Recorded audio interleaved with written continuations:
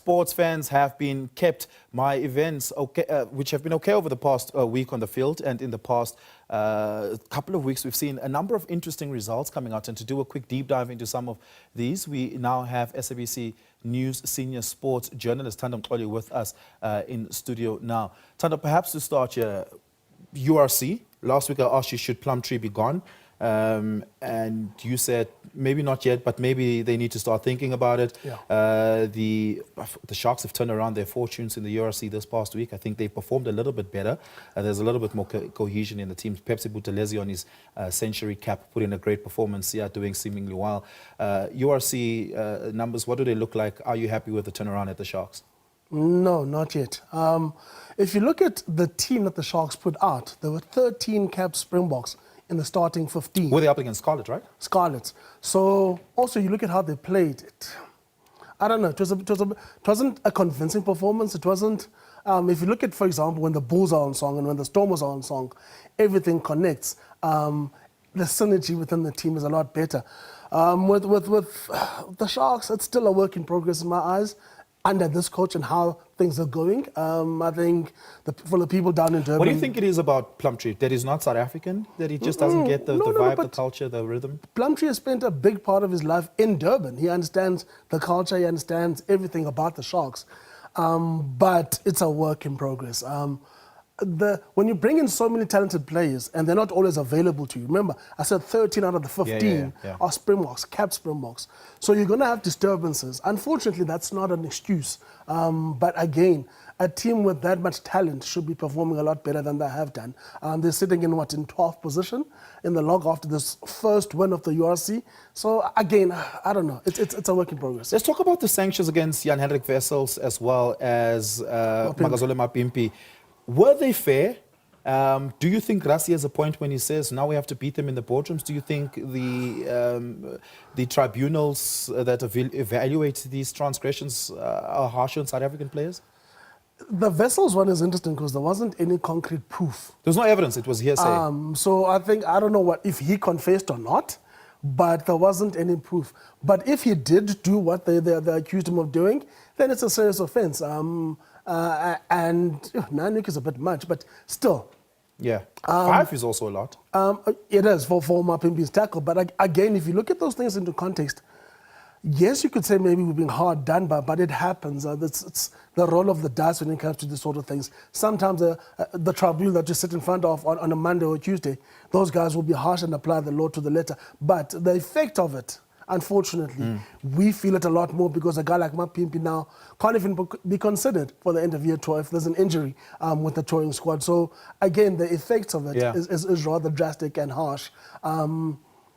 As for beating them in the boardroom, I think the statement's a bit harsh.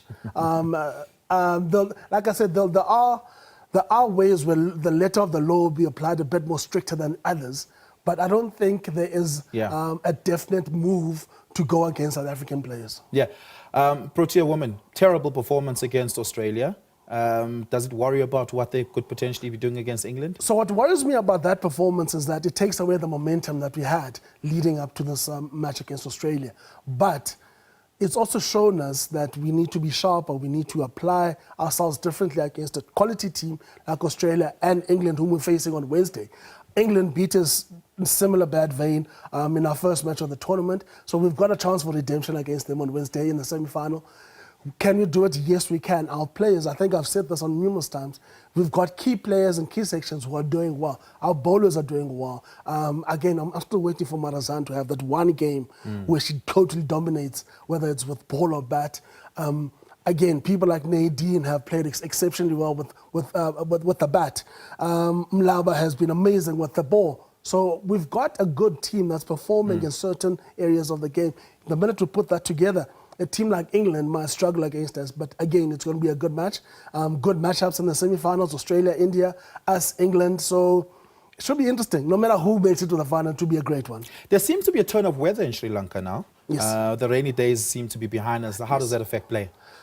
Well, that now you have to bring out the calculators and start looking at things like net run rate, head-to-head, all of that kind of stuff.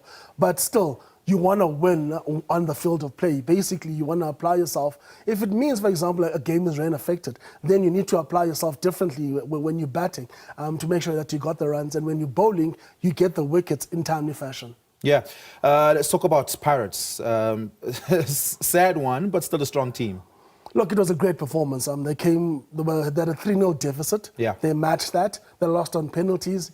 It was a very emotional match, emotionally charged match. Yeah. The crowd got involved, the players got involved. Unfortunately, in the lottery of a penalty, there normally is a loser, and it's heartbreaking when someone does miss a penalty like that. But I think Pirates, for me, showed the class, showed the quality within the squad that, look, they are a big team and they're going to be a big team for some time to go. They really applied themselves well.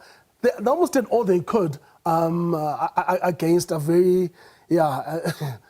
against a very interesting opponent, but still, they have to lift their heads. They have to look at other things that they've got in play. They've got cups to play for in South Africa, and they're competing very well on those fronts. So again, Pirates fans, yes, they'll be sad they're not going to compete in Africa, but there's a lot to play for. Sundowns is a veteran winner in the continental contest, and they are on today. How do you think that's playing out?